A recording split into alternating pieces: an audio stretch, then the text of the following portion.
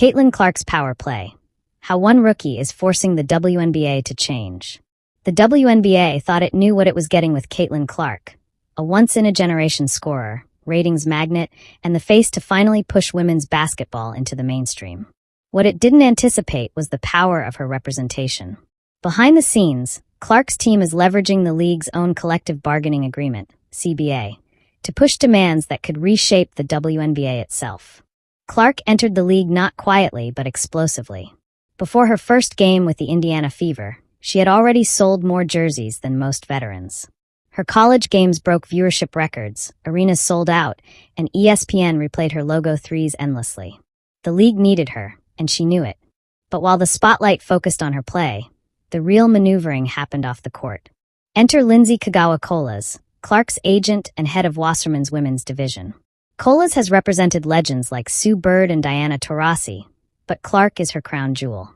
Known for pushing beyond equal pay toward equal power, Colas understands both the media and corporate games, as well as the CBA's pressure points. With Clark, she's aiming not just for endorsement deals, but for lasting leverage.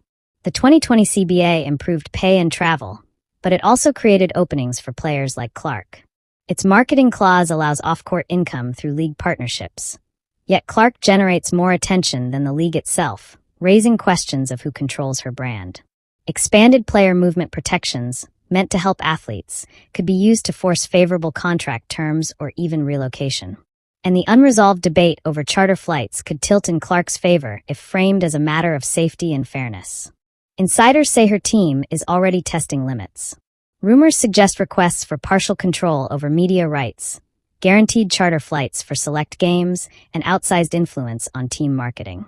Some even whisper about a future trade to a bigger market, New York, Las Vegas, or Los Angeles, where facilities, sponsors, and media power align. The strategy isn't confrontation, but leverage, money, media, and momentum. Not everyone welcomes these moves. Veteran players, who fought for progress under tougher conditions, bristle at Clark's perceived advantages. Indiana's use of charter flights drew criticism as special treatment. Stars like Angel Reese and Candace Parker have hinted at caution, warning of division between the haves and have-nots. If Clark can dictate terms so early, what does that mean for veterans who spent years waiting for similar respect? The league itself faces a dilemma. It desperately wanted mainstream attention, and Clark has delivered it. But if her camp reshapes negotiations, media rights, and franchise operations, the ripple effects could be permanent. Other agents will follow.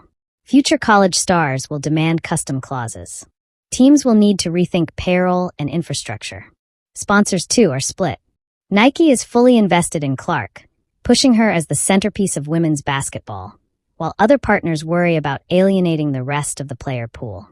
The WNBA risks mutiny if it bends too far toward one star, or irrelevance if it doesn't support her enough.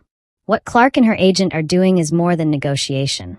It's rewriting the playbook of power in the WNBA. The CBA, designed to protect players, is now being used as a tool for domination. Whether Clark stays in Indiana, moves to a major market, or builds her own empire, one fact is clear. This is no longer just about basketball.